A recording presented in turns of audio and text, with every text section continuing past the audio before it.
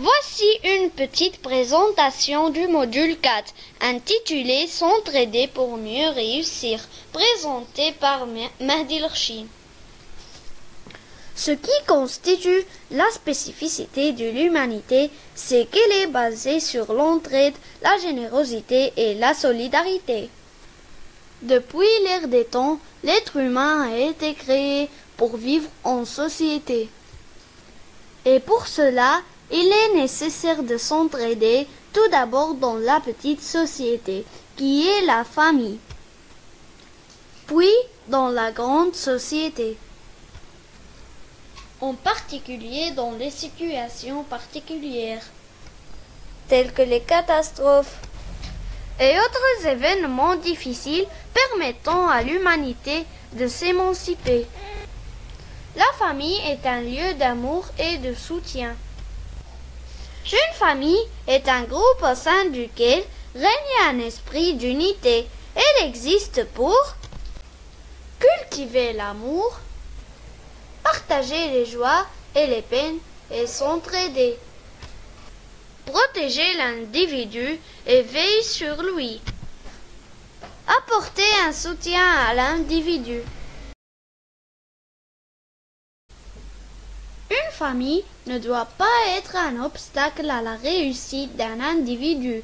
Elle doit respecter les choix de chacun et l'aider à réaliser ses projets. L'entraide est de règle dans une bonne famille.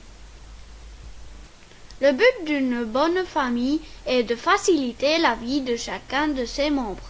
Elle doit les aider à évoluer. Son objectif est de les rendre épanouis et heureux. Elle cherche donc d'abord à rendre service.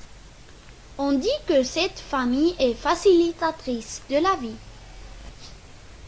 Dans cette famille, chaque membre s'intéresse à la vie des autres.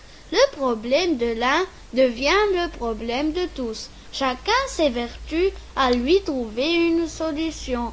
On pratique la communication aidante. Chaque membre a sa place dans la famille facilitatrice. Pour une décision importante à prendre, on consulte tout le monde.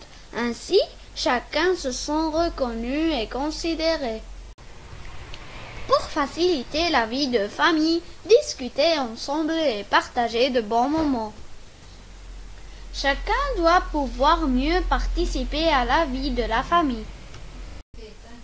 Vous pouvez organiser des réunions pour discuter de thèmes de la vie pratique. Ces réunions permettent de régler certaines situations de la famille. Elles permettent aussi de trouver de nouvelles idées pour faciliter la vie. Il est également conseillé de renforcer les liens et le sentiment d'amour. Pour cela, on peut se rendre des services entre membres de la famille, avoir des loisirs ou faire des travaux ensemble. S'entraider à l'école. Les normes de la classe coopérative. Soyez responsable de votre comportement et de celui du groupe. Aidez vos camarades qui ont des difficultés. En cas de besoin, demandez de l'aide à un camarade avant de le demander à l'enseignant. Confrontez vos opinions, vos démarches, vos résultats. Expliquez et justifiez. Participez au débat collectif. Réfléchissez ensemble aux solutions pour améliorer une situation. Écoutez les autres et discutez avec eux. Prenez en compte l'avis de tous. Laissez à tous la possibilité de s'exprimer. Exercez des responsabilités dans les groupes et dans la classe.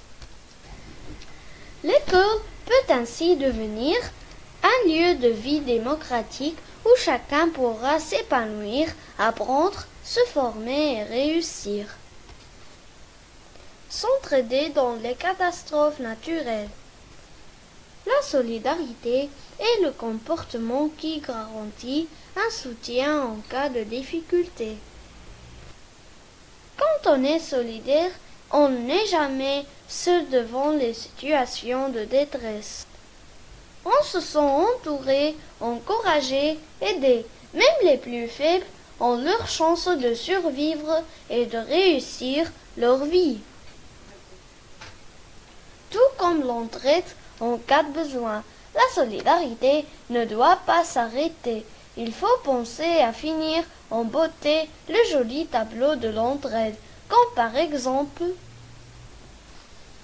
tendre la main à nos voisins, se réunir pour entretenir nos quartiers, se mobiliser ensemble dans les jardins publics.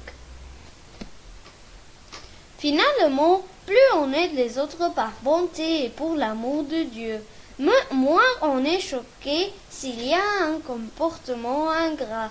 On conclut donc que l'entraide est synonyme de sacrifice. Comme disent les Français, on fait le geste et on oublie le reste.